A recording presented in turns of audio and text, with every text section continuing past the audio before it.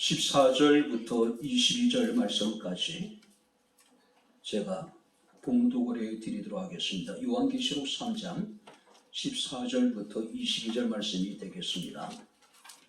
라오디게아 교회의 사자에게 편지하라. 아멘이시오 충성되고 참된 증인이시오 하나님의 창조의 근본이시니가 이르시되 내가 내 행위를 아노니 내가 차지도 아니하고 뜨겁지도 아니하도다. 내가 차든지 뜨겁든지 하기를 원하노라. 내가 이같이 미지근하여 뜨겁지도 아니하고 차지도 아니하니 내 입에서 너를 토하여 버리리라. 내가 말하기를 나는 부자라 부유하여 부족한 것이 없다 하나 내 공부한 것과 가련한 것과 가난한 것과 눈먼 것과 벌거벗은 것을 알지 못하는도다. 내가 너를 권하노니 내게서 불로 연단한 금을 싸서 부유하게 하고 흰옷을 사서 입어 벌거벗은 수치를 보이지 않게 하고 안약을 사서 눈에 발라 보게 하라. 무릇 내가 사랑하는 자를 책망하여 징계하노니 그러므로 내가 열심을 내라 회개하라. 볼지다 내가 문 밖에 서서 두드리노니 누구든지 내 음성을 듣고 문을 열면 내가 그에게로 들어가 그와 더불어 먹고 그는 나와 더불어 먹으리라. 이기는 그에게는 내가 내 보좌에 함께 앉게 하여 주기를 내가 이기고 아버지 보좌에 함께 앉는 것과 같이 하리라. 기 있는 자는 성령이 교회들에게 하시는 말씀을 들을지어다. 아멘. 하나님 고맙습니다. 우리로 살아계신 하나님을 예배케 하시고 또 이 시간 주의 말씀을 청종할 수 있는 은혜를 베풀어 주심을 감사를 드립니다. 말씀이 선포될 때 말씀 우리에게 은혜가 되게 하시고 위로가 되게 하시고 힘이 되게 하옵소서. 예수님 이름으로 기도하옵나이다. 아멘.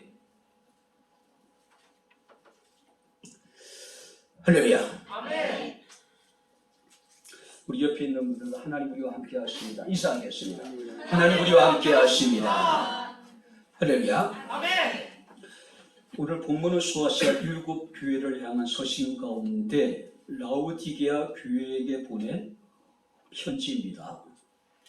이 라오디게아라고 하는 도시는 수리아 왕 안티오쿠스 2세가 자신의 아내인 라오디케라고 하는 그 여인의 이름을 따서 건설한 그런 도시였습니다.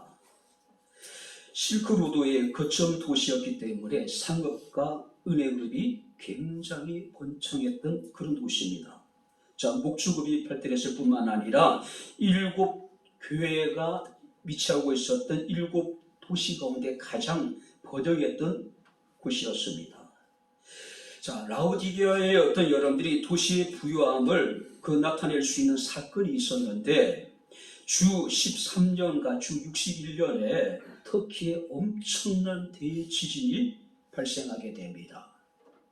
자, 그 지진으로 인해 가지고 완전히 라오디게아 도시 자체가 여러분들이 이렇게 폐허가 되어져 버립니다. 그래서 로마 중앙정부에서는 그 각 도시를 재건하기 위한 기금을 마련을 하게 됩니다. 그리고 피해를 당한 도시에다가 이제 기금을 지원을 해요. 그런데 이 라오디게아 사람들은 그 로마 정부로부터의 어떤 그 도시를 재건하기 위한 기금을 거부를 해요. 왜냐하면 자신들의 힘으로 충분히 재건할 수 있다라고 하는 그런 그들에게는 힘이 있다고 어떤 능력이 있다라고 생각을 했기 때문에 그렇습니다. 우리나라 같은 경우 자연재난이 발생하게 되면은 그 지방정부가 정부에다가 재난 지역을 선포해달라고 이야기를 하잖아요. 그러면 정부로부터 지원을 많이 받을 수 있기 때문에. 근데 이 라오디게아 지역의 사람들은 그런 지원을 거부할 정도로 굉장히 도시가 부유했던 것을 우리가 보게 됩니다. 자, 실제적으로 제가 이제 터키와 그리스와 로마의 성지 순례 도중에 이 라오디게아를 방문을 했습니다.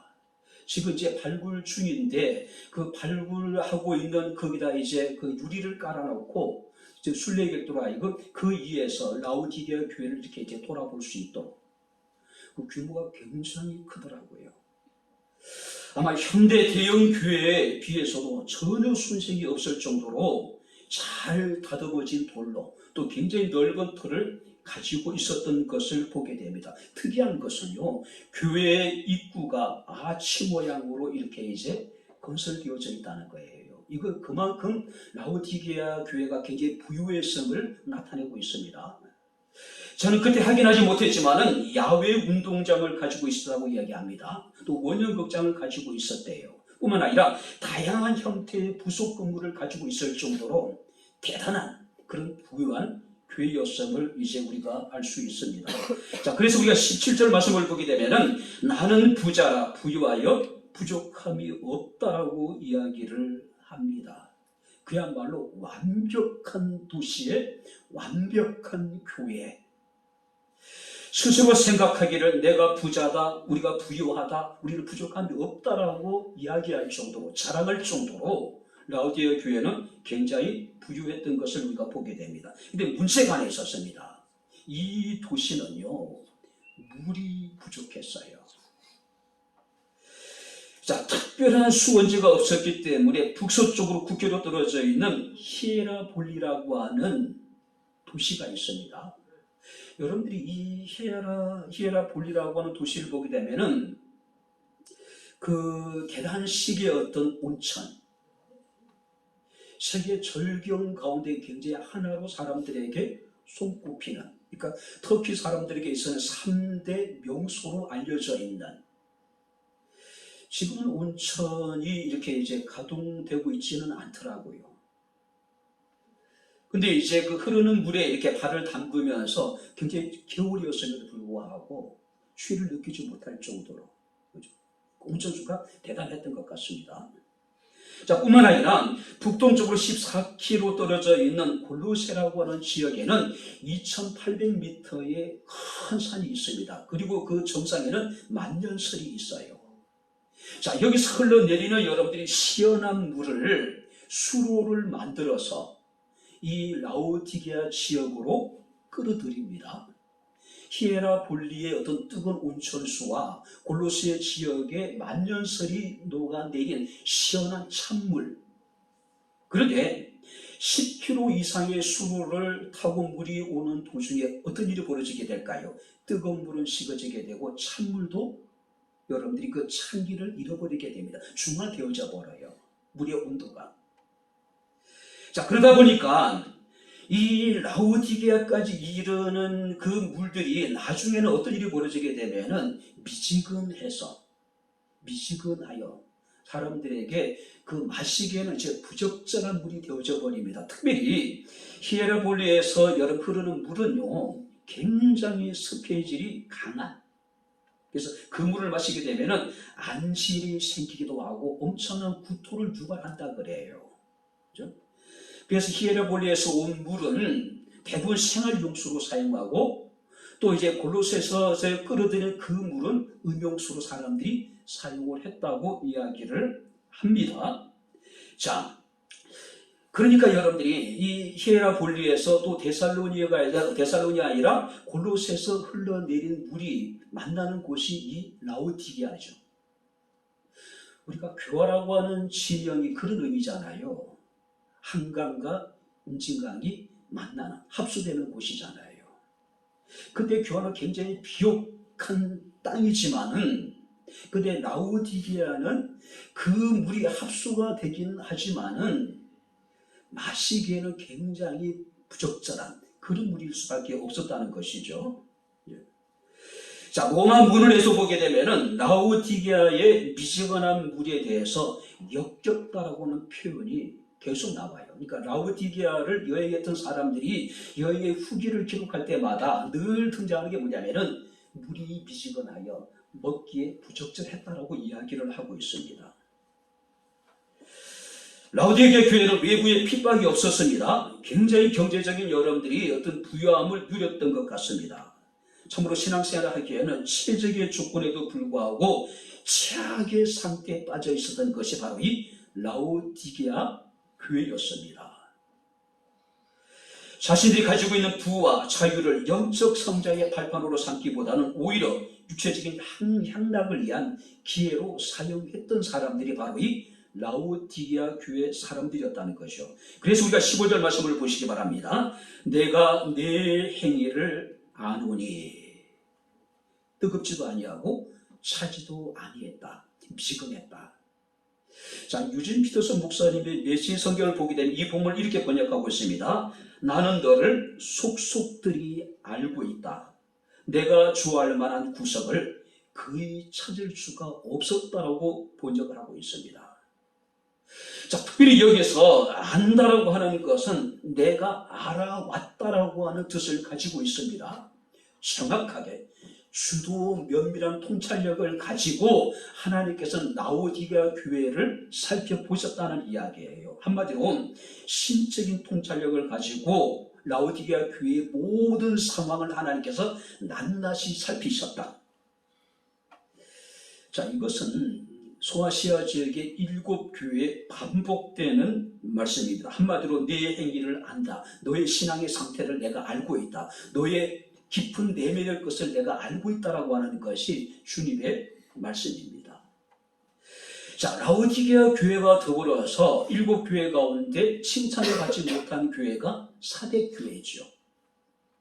자, 사대교회에 대해서 주님께서 말씀하십니다. 내가 살았다 하는 이름은 가졌으나 죽었다라고 이야기를 해요. 그런데 사대교회는 그래도 흰옷을 더럽히지 아니하고 흰옷을 입고 주님과 동행하는 몇몇의 사람들이 있었다는 거예요. 사대교회는 실제적으로 가보면은요, 거대한 그 이방 신전 뒤에 거의 그 학구방 같은 아주 작은 초란 그런 여러분들이 교회였습니다. 자, 그래도 불구하고 그 옷을 더럽히지 아니하고 흰 옷을 입고 주님과 동행하는 무리들이 있었다는 거죠. 근데 라오디게아 교회는 아예 그런 사람들조차도 없었다. 사대교회는 작은 희망이도 있었지만은 이 라오디게아 교회는 어떤 희망도 찾을 수 없는 절망적인 상태였다는 거죠. 교회 자체가 무력하고 교회 자체가 무익한 상태. 교회로서의 어떤 가치를 찾아볼 수 없는 그런 교회였다는 것이죠. 이것은 오늘 우리도 마찬가지입니다. 신앙생활을 취미생활 정도로 여기는 사람들이 얼마나 많은지 몰라요. 목사의 설교를 마치 여러분들이 교양 강사 정도로 이해하는 사람들이 얼마나 많은지 모릅니다. 입술로는 주여 주여 하면서 실제적으로 행함이 없는 죽은 믿음을 가지고 우리가 주님 앞에 나와 예배하는 사람들이 얼마나 많은지 몰라요. 그들은 하나님보다도 물질을 더 사랑합니다. 그들은요, 하나님과 세상 두 주인을 여러분들이 섬기는 사람들입니다. 그들은 혼합주의 신앙을 가진 사람이에요. 세상도 사랑하고 하나님도 사랑하고 자기가 원하는 것을 추구하면서도 그들은 또 하나님을 추구한다라고 이야기를 하고 있는 사람들입니다. 이런 사람들의 특징이 뭐냐면은 신앙생활에 절박함이 없는 거예요. 간절함이 없는 겁니다. 늘 우리가 신앙생활의 우선순위에 있어서 예배는 뒷전입니다. 예배를 소홀할 수밖에 없는 것이죠. 그러다 보니까 예배를 드려도 예배의 진전성을 느낄 수 없습니다. 하나님의 은혜에 대한 여러분들이 기대도 없어요. 그냥 멍 때리고 하나님 앞에 나와 앉아 있는 겁니다. 자, 주님께서 말씀하십니다. 내가 내 행위를 다 알고 있다. 내가 지금까지 알아왔다는 것이죠. 자, 그렇다면 우리 행위를 다 알고 있는 하나님 앞에서 우리는 어떤 모습으로 하나님을 예배해야 될 것인가? 어떤 모습으로 우리가 하나님을 섬겨야 될 것인가? 우리가 본 말씀을 통해서 몇 가지로 살피면서 우리가 함께 은혜를 나누도록 하겠습니다. 자, 16절 말씀을 우리 다시 한번 같이 읽겠습니다. 16절 다 같이 읽겠습니다. 내가 이같이 미지근하여 뜨겁지도 아니하고 차지도 아니하니 내 입에서 너를 토하여 버리리라. 뜨겁지도 아니하고 차지도 아니하여 미지근했다. 자, 여기서 미지근하다는 의미 속에는요, 무익하다. 한마디로 무력한 상태에 내가 지금 빠져있다. 쉽게 이야기하면은 열성이 없다는 거죠. 열정이 없다. 열심이 없다. 그죠? 그래서 우리가 19절 말씀을 보게 되면 그러므로 너는 열심을 내라고 이야기를 하고 있습니다.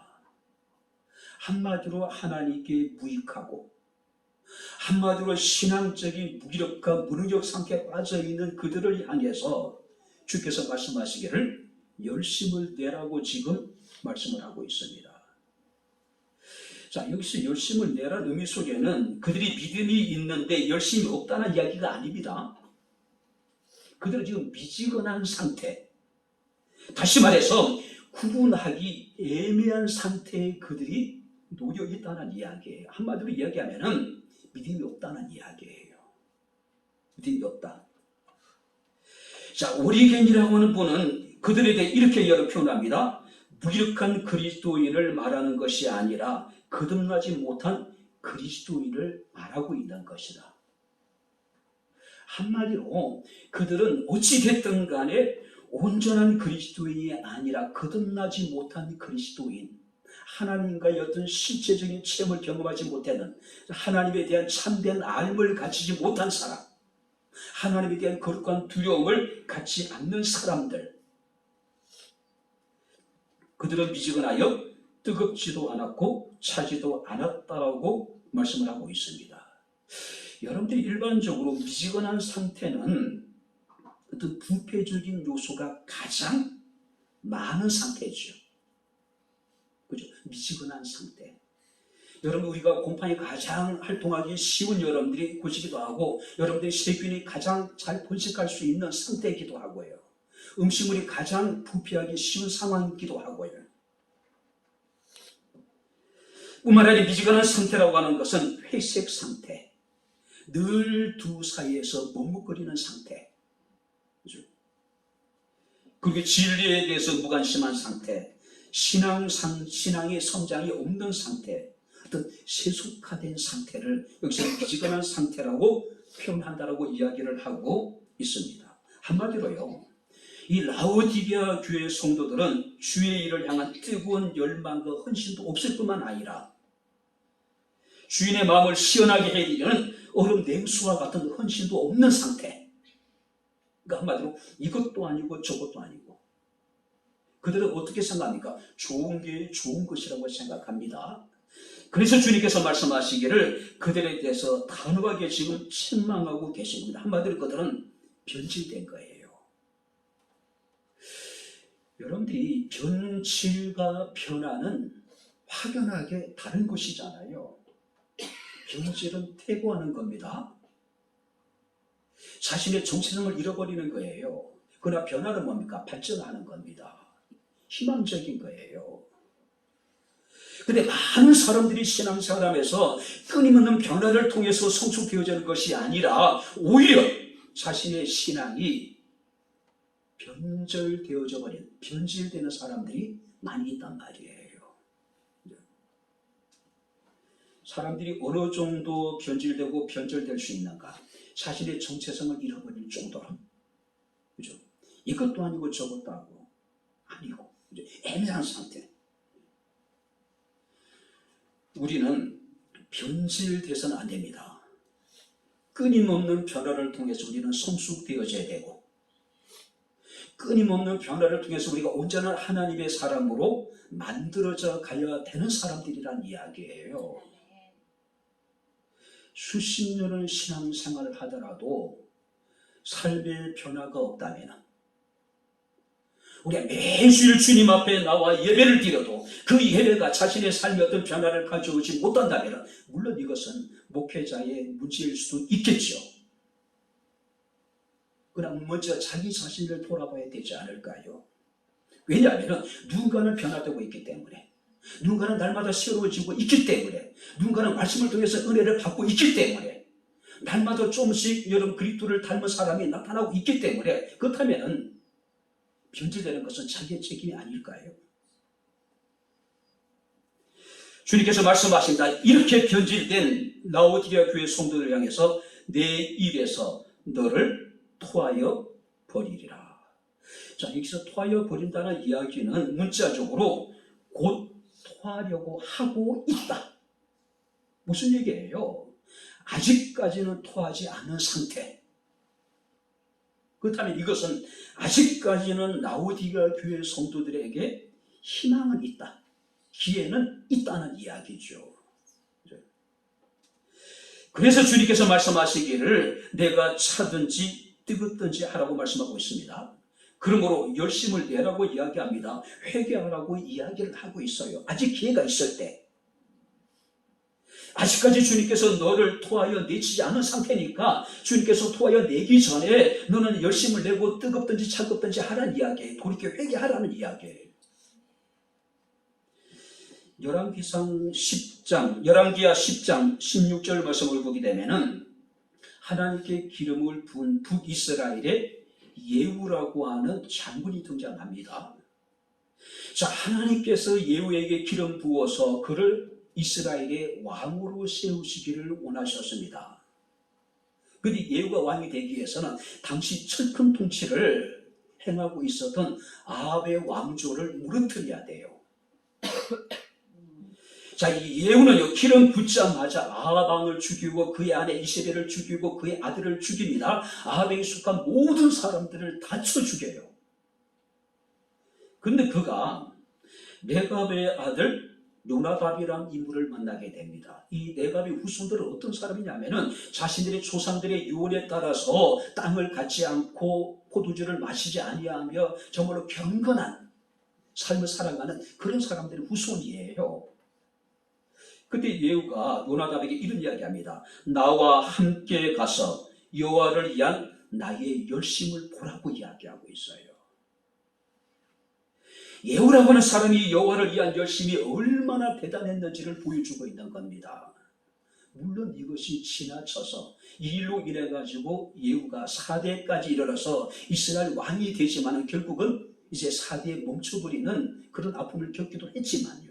아무튼 간에 여호와를 향한 열심만큼은 대단했다는 이야기예요.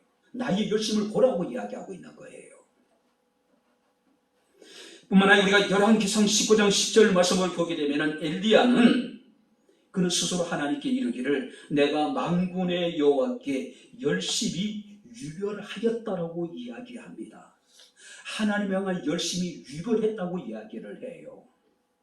그는 그 열심을 가지고 하나님께 기도했고 그 열심을 가지고 하나님의 능력을 행하였고 그 열심을 가지고 바알과 아세라 선지자 850명과 갈멜산에서 영적인 전쟁을 벌이기도 했던 것을 우리가 보게 됩니다.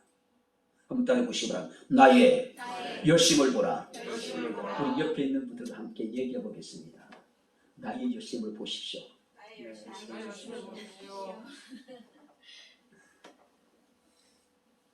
내가 누군가에게 나의 열심을 보라고 얘기할 수 있다면 얼마나 멋진가요? 열심이라는 이야기만 나와도 왠지 모르게 움츠러지고 부끄러워지고 낯을 들지 못하고 그래서는 안 되잖아요. 나와 함께 가서 여호와를 위한 나의 열심을 보라. 내가 만군의 여호와께 열심히 유별했다라고 우리가 고백할 수 있다면 얼마나 멋진 사람일까요? 그런 사람을 하나님이 기뻐하지 않으실까요? 이런 사람들이 하나님께서 더욱 크신 은혜를 베풀어 주지 아니하실까요? 신앙에 있어서 회색지대는 존재하지 않습니다. 신앙의 중간지대는 존재하지 않습니다. 이것도 좋고 저것도 좋고 신앙이 그런 거 존재하지 않습니다. 분명해요. 확실해요. 이것 아니면 저것이에요. 근데 수많은 사람들이 지금 신앙의 회색지대에 머물러 있습니다. 신앙의 중간지대에 머물러 있는 거예요. 마치 베드로가 예수를 따르되 멀찍이, 이 멀찍이 따랐다는 이야기는 어떤 의미일까요? 상황에 따라서 가까이 갈 수도 있고 상황에 따라서 얼마든지 한 발을 뺄 수 있는 상태. 우리들이 그런 모습으로 주님을 따르고 있는 것은 아닐까요? 멀찍이 서서 상황이 불리해지면 한 발을 빼버리고 상황이 호전되면 좀 더 가까이 가기도 하고요. 그렇죠? 아직까지도 라오디게아 교회는 희망이 있습니다. 기회가 있습니다. 주께서 말씀하고 있습니다. 열심을 다시 회복하라고 이야기하고 있어요. 이제라도 돌이키라고 말씀하고 있음을 우리가 보게 됩니다. 하나님을 향한 열정이 회복될 수 있기를 주의 이름으로 축원합니다. 시간이 지날수록 그 열정과 열심이 식어져 버리면 안 되겠죠. 신앙의 연륜은 자랑하면서도 신앙의 열정을 자랑하지 못한다면, 하나님을 향한 열심을 자랑하지 못한다면 이건 신앙이 심각한 문제가 아닐까요? 두 번째 말씀을 보시기 바랍니다. 17절을 우리 다시 한번 같이 읽겠습니다. 내가 말하기를 나는 부자라 부유하여 부족한 것이 없다 하나 내 공고한 것과 가련한 것과 가난한 것과 눈먼 것과 벌거벗은 것을 알지 못하노라. 그는 자기의 자신을 제대로 살피지 못해요. 정확하게 자신의 영적인 상태가 어떠한 것을 그들은 깨닫지 못하고 있습니다. 나는 부자라고 생각했습니다. 나는 부유하다고 생각했습니다. 나는 부족함이 없다고 생각합니다. 그러나 주님의 평가는 뭡니까? 공고하고 가련하고 가난하고 눈물고 벌거벗었다. 한마디로 얘기해 그들은 알지 못했대요. 알지 못했다는 의미는요, 시각이 없는 무감각한 상태, 시각이 없는 무감각한 상태, 전혀 느끼지 못하는 거예요. 깨닫지 못하는 거예요. 제가 몇 번 여러분들에게 통증이라고 하는 영화를 소개했습니다. 그 주인공이요, 통증을 느끼지 못하는 거예요. 실제로 그런 질병이 있다고 얘기를 해요. 그죠? 철거반으로 이제 현장에 뛰어들어가지고 이제 반대하는 사람들과 막 싸울 거 아니에요. 강물로 두들겨 맞아도 아픔을 못 느끼는 거예요. 전혀 못 느끼는 거예요. 우리의 영적인 심각한 상태를 깨닫지 못하고 인식하지 못하고 느끼지 못하는 사람들, 바로 그들이 라오디게아 교회 성도들이었어요. 주일을 예배를 빠져도 우리가 기도 생활을 하지 않고 우리가 하나님의 말씀을 보지도 않고 여러분들이 신앙생활에 있어서 전혀 어떤 무질서한 상태에 빠졌음에도 불구하고 위기의식을 느끼지 못하는 것. 하나님이 끊임없이 여러 가지 어떤 환경을 통해서 주변의 사람들을 통해서 우리에게 경고하는데, 책망하는데 깨닫지 못하는 겁니다. 느끼지 못하는 거, 인식하지 못하는 거예요. 사람들은 흔히 진열장에 좋은 것을 내놓죠. 우리가 과일을 팔 때도 좋은 것을 위에 올려놓고 좀 덜 좋은 것을 밑에다가 놓죠. 생선도 보통 그런 것 같습니다. 마찬가지로 현대인들은 뭐 인스타그램이라든지 카카오톡의 어떤 프로필 사진이나 올라온 사진을 보게 되면은 좋은 것만 올리잖아요. 그거 보면 참 그 사람 행복할 것 같아요. 저도 물론 그렇습니다. 사람들은 올라온 그 사진을 보고 그 글을 보고 저 사람 참 행복하다고 생각할 수 있지요. 부럽기도 하고요. 교회도 마찬가지입니다. 교회에 나타나 있는 통계 숫자, 헌금 액수, 교회 건물 등으로 그 교회를 우리 쉽게 판단합니다. 그 교회 좋은 교회라고요. 그래서 주보에 보게 되면 어떻습니까? 수많은 사람들이 모여서 예배드리는 정말로 그런 모습을 이렇게 전면에다가 배경사진으로 다 올려놓잖아요. 그리고 수많은 예배 여러분들이 시간들이 올라와 있고 수많은 사역들이 쫙 줄에 올라와 있잖아요. 우리도 마찬가지로 우리가 돕는 교회 해가지고 쫙 열거하고 있잖아요. 근데 중요한 것은 주님은 이런 진열된 것들에 대해서는 전혀 관심이 없으시다는 겁니다. 오직 우리 주님은요, 사람들이 보지 않는, 미처 보지 못하는 우리의 깊은 내면을 지금 보고 계시다는 사실을 믿으시길 주 이름으로 축원합니다. 근데 지금 라오디게아 교회 성도들은 자신의 외적인 것에 대해서 자랑을 합니다. 주님께서는 그런데 그들이 외적인 것이 아니라 그들의 내면, 영적인 상태를 보고 계신 거예요. 그리고 말씀하시기를 내가 알지 못한다. 자신의 실상을 그들이 알지 못했다는 이야기예요. 그들은 스스로 나는 부자라고 이야기를 합니다. 나는 부유하다고 이야기합니다. 부족함이 없다라고 이야기를 합니다. 그러나 주님의 평가는 뭡니까? 공고하고 가련하고 가난하고 눈멀고 벌거벗은 상태를 지금 보고 계신 거예요. 근데 그들만은 모르고 있는 거예요. 주님은 다 알고 있는데 그들만. 자, 여기서 공고하다라는 것은 비참한, 곤란한, 불행한, 그러니까 완전히 파괴되고 한편 상태. 또 여기서 가련하다라고 하는 것은 가엾다, 불쌍하다 등 극단적인 연민과 동정의 대상인데 그들은 자기가 지금 그 상태가 너무 좋다고 착각하고 있는 거예요. 자, 여기서 가난이라고 하는 것은 극단적인 가난한 상태. 그 눈먼 그가 벌거벗은 것이라고 하는 것은 영적인 진리를 깨닫지 못하는 그들은 소경이었고 그들은 스스로 부끄러움을 드러내고 지금 그들은 입지 못하고 있는 벌거벗겨 있는 상태다. 주님은 그들의 그런 모습을 보고 계시는데 그들만 모르고 있는 거예요. 벌거벗은 여러분들이 우리가 임금님의 어떤 그 동화에 나오는 임금님처럼 그죠? 벌거벗고 있는데 다른 사람들은 다 보고 있는데 자기만 못 느끼는 거죠. 그죠? 왜냐하면 그들에게는 복음으로 인한 박해가 없었어요. 소아시아 지역 7교회들은 다 나름대로 환란이 있었고 박해가 있었습니다. 그런데 라오디게아 교회는 그런 문제가 없었어요. 너무나도 여러분 평온한 거예요. 거기다가 물질적으로 엄청난 여러분들이 부유함을 누리고 있었단 말이에요. 그들은 안정과 평안을 하나님의 축복으로 여러분들이 착각을 했습니다. 그러다 보니까 열정은 사라지고 열심은 떠나고 예리한 분별력도 잃어버리고 한마디로 주님 보시기에 무기력하고 무기력하고 무익한 교회가 되어져 버린 거예요. 간절함이 없습니다. 절박함이 없어요. 왜요? 아쉬움이 없으니까. 모든 게 다 넉넉한데 무슨 간절함이 있겠어요? 무슨 절박함이 있겠어요? 한마디로 자기 도취에 빠져 있었습니다. 자기 도취에 빠져 있는 거예요.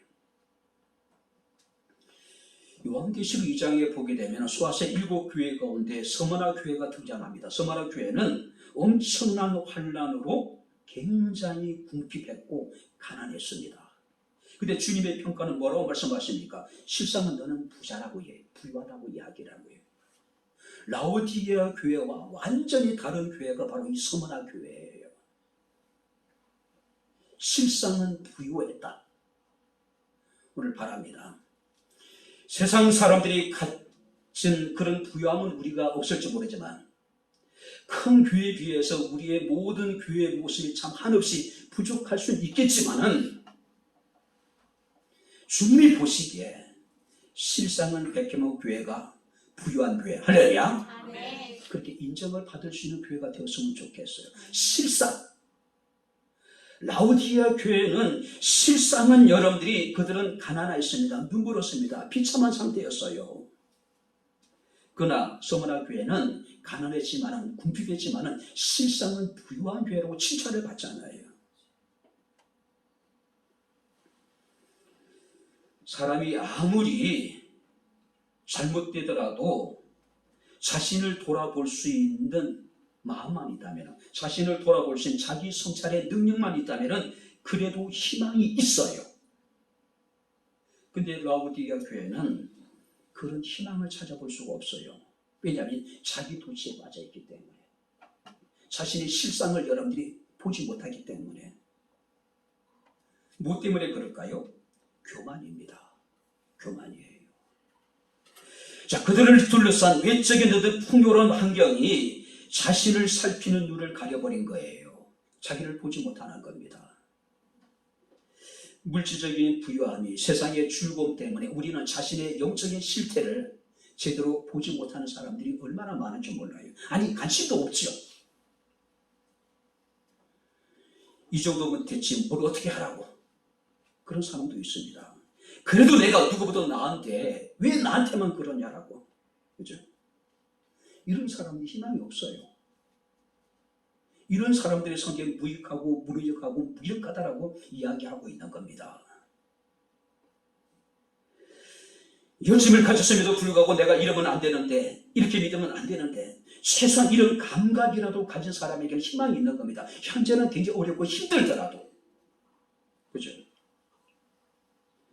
근데 지금 데살로니가 교회 성도들은 이 정도면 됐지. 한마디로 이것은 부자의 신앙이라고 이야기를 해요. 부자의 신앙. 이 정도면 됐지. 이 정도면 됐지.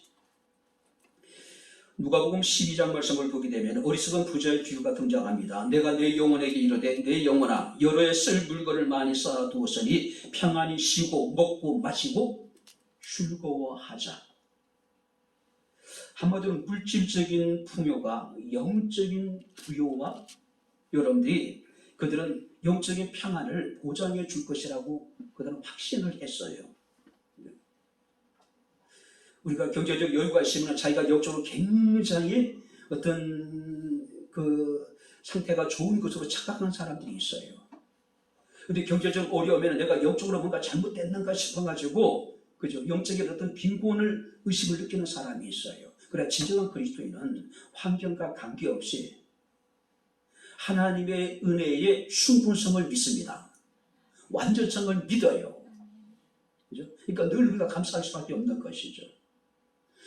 주님께서 어리석은 부자에 대해서 말씀하시길 어리석은 자여 오늘 밤 내 영혼을 도로 찾으리니 그러면 너의 준비한 것이 누구의 것이 되겠느냐. 한마디로 여러 해 쓸 물건을 쌓아두고 자신의 영혼이 평안히 쉬고 먹고 마시고 즐거워할 것으로 생각했는데, 그것이 굉장히 지혜롭고 현명하다고 생각했는데 주님의 평가는 어리석다라고 말씀하고 있는 겁니다. 바로 라오디게아 교회가 그랬던 거예요.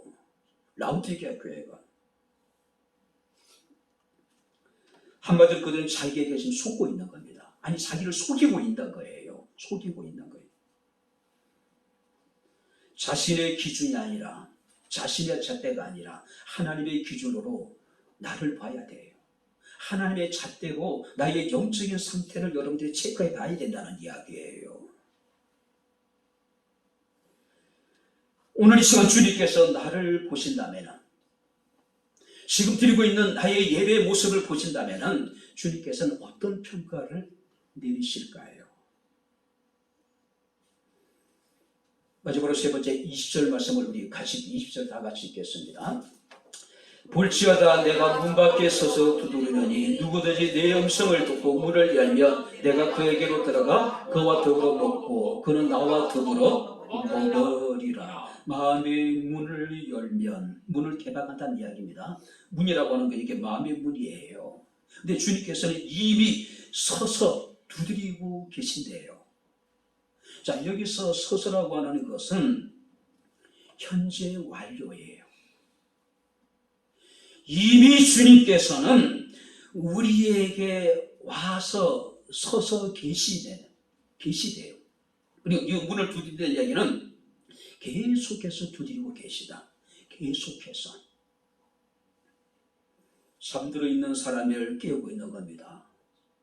무익하고 무능력하고 무기력증에 빠져있는 사람들을 주님께서 지금 깨우고 계신 거예요. 문을 두드리고 계신 거예요.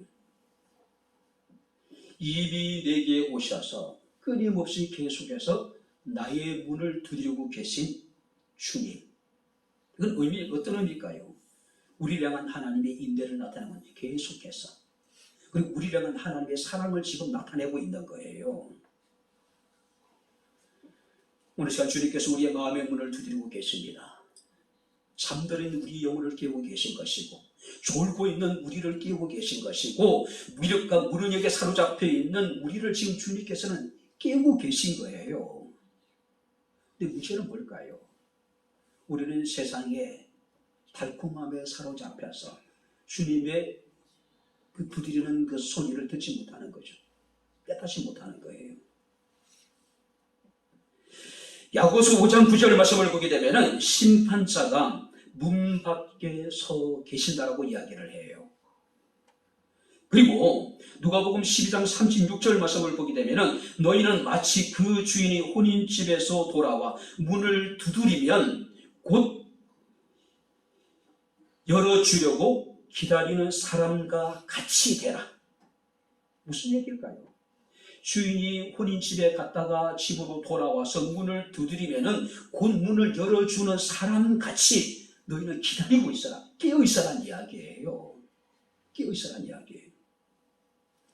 그래서 주님께서 말씀하신다. 볼자가 내가 문 밖에 서서 두드리느니 누구든지 내 음성을 듣고 문을 열면 내가 그에게로 들어가 그와 더불어 먹고 그는 나와 더불어 먹으리라. 주님께서는 지금도 그들의 문을 두드리고 계신 거예요. 지금 뜨겁게 여러분들이 그들에게 지금 주님께서는 호소하고 계신 거예요.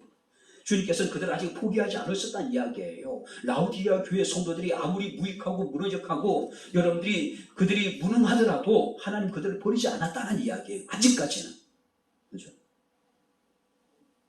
특별히 여기서 먹는다는 이야기는요, 간단하게 먹는 아침 바쁘고 분주한 중에 먹는 점심이 아닙니다. 하루 일과를 무사히 마치고 평온한 가운데 온 가족이 둘러앉아서 먹는 식사를 말하는 거예요. 이것을 정식이라고 표현합니다. 유대인들은 아침은 간단하게, 점심은 간단하게 먹습니다. 그러나 저녁 시간은요, 온 가족이 함께 더불어 앉아서 여유를 가지고 아늑한 상태 속에서 오랜 시간 함께 음식을 나누는 그런 시간을 말하는 거예요. 자, 그럼에도 불구하고 어쩌면 그들은 마음의 문을 열지 않았습니다. 계속해서 주님을 문 밖에 지금 세워두고 있는 겁니다. 왜냐하면 아직까지 문이 열려진 상태가 아니기 때문에 그래요. 오늘 시간 여러분들의 마음의 문이 열려 있습니까? 지금 여러분들이 마음의 문을 열고 주님 앞에 나와 예배하고 있습니까? 마음의 문을 열고 하나님을 찬양하고 있습니까? 마음의 문을 열고 지금 이 시간 주의 말씀을 우리가 듣고 있느냐는 이야기예요. 마태복음 11장 16절 말씀 보니까 주님께서는 이 세대를 무엇으로 비유할까라고 말씀을 하고 있습니다. 들어보세요. 피리를 부르도 너희가 춤을 추지 않고 우리가 슬피 울어도 너희가 가슴을 치지 아니했다. 무슨 얘기일까요? 아이들이 장날에 장터에서 놀이를 해요. 어떤 놀이냐면은 결혼식 놀이를 하고 장례식 놀이를 합니다. 자, 아이들이 장례식의 엄숙한 분위기를 흉내내면은 거기에 따라서 아이들이 곡을 해요. 애고 하면서. 결혼식 놀이를 하면 피리를 부르면 아이들이 함께 더불어 노래를 부르고 춤을 춰야 돼요. 그런데 그들과 함께 어울리지 못하고 혼자서 딴짓하는 아이들이 있었다는 이야기예요. 우리가 주님 앞에 나와 함께 예배를 드리고 함께 찬양을 하고 함께 주의 말씀을 듣습니다. 우리는 함께 기뻐하고 함께 즐거워하고 말씀을 통해 쓰임을 받고 함께 슬퍼하고, 근데 지금 이 시간도 딴짓하고 있단 말이에요. 혼자. 이 세대가 그런 세대라는 이야기예요. 다른 사람들은 함께 그 놀이에 집중을 해서 춤을 추기도 하고 함께 슬퍼하기도 하고 곡을 하기도 하는데 혼자 그 놀이에 함께하지 못하고 엉뚱하지 않은 사람들, 예수께서는 그 시대를, 이 시대를 크게 비유하고 있는 거예요. 혼자 졸고 있고 혼자 유튜브 검색하고 혼자 카톡하고 있고 혼자 엉뚱한 짓 하고 있는 거예요. 이제 말씀을 마치도록 하겠습니다. 7 교회 가운데 칭찬이 없고 책망만 받은 교회는 사대교회와 라우디게아 교회, 어느 교회가 더 낫다 이렇게 얘기할 수 정도로 두 교회는 비등비등합니다. 그럼에도 불구하고 사대교회가 좀 더 희망이 있었던 것은 그런 중에도 옷을 더럽히지 않고 주님과 함께 동행하는 몇몇의 사람들이 있었대요. 그들이 사대교회의 희망이었습니다. 비록 이 시대를 무엇으로 비유할고 곡을 해도 슬퍼하지 않고 노래를 부르고 피리를 부르도 기뻐하고 춤추지 않는 그런 시대, 그런 시대 중에서도 옷을 더럽히지 아니하고 주님과 동행하는 사람들, 우리가 여러분들이 주의 말씀에 공감하고 주의 뜻에 공감할 수 있는 사람들이 몇 명, 그들이 그 시대의 희망이고 그들이 그 교회의 희망이고 그들이 그 가정의 희망이라는 것이죠. 물질의 풍요, 문명의 발전, 그 다음에 문화의 홍수 속에서 우리는 하나님에 대한 간절함을 잃어버리고 절박함을 잃어버리고 어쩌면 살아가고 있는 영적인 무력에 빠져있는 그런 시대에 우리의 여러분들이 모습이, 그런 모습들이 우리의 모습이 아닌가 생각이 되기도 합니다. 주께서 말씀하십니다. 내가 내 행위를 아노니. 내가 내 행위를 아노니. 이제라도 열심을 내고 이제라도 나의 영적인 상태가 어떠한 것인가를 제대로 우리가 알고 마음의 문을 열고 주님을 모시고 주님과 더불어 함께하는 임마누엘의 삶, 하나님 앞에서의 어떤 보람되의 삶, 바로 저와 여러분들의 삶이 될 수 있기를 주님 이름으로 축원합니다.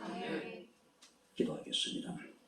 좋으신 아버지 하나님, 하나님의 은혜와 사랑을 진심으로 감사합니다. 오늘도 주의 말씀이 우리에게 선포되었으니 말씀으로 인하여 우리가 진림을 받게 하시고 말씀을 통해서 우리가 힘을 얻게 하시고 말씀을 통해서 하나님의 선한 뜻이 무엇인지를 분별케 하셔서 열심을 내게 하옵소서. 우리 스스로를 돌아보게 하시고 마음의 문을 열고 주님을 내 마음에 모시고 주와 더불어 먹고 마시는 주님과 동행하는 복된 우리의 삶이 되게 하옵소서. 예수님 이름으로 기도합나이다. 아멘. 이제는 우리 주 예수 그리스도의 은혜와 하나님의 크신 사랑과 성령님의 교통, 교제의 제 충만 역사 인도하시니 살아계신 하나님을 영과 진리로 예배한 주의 사랑하는 모든 성도들 머리머리 이에 저들의 가정과 직장과 사업장과 이 교회와 이 나라 이 민족 이에 지금부터 영원토록 함께 있을지어다. 아멘.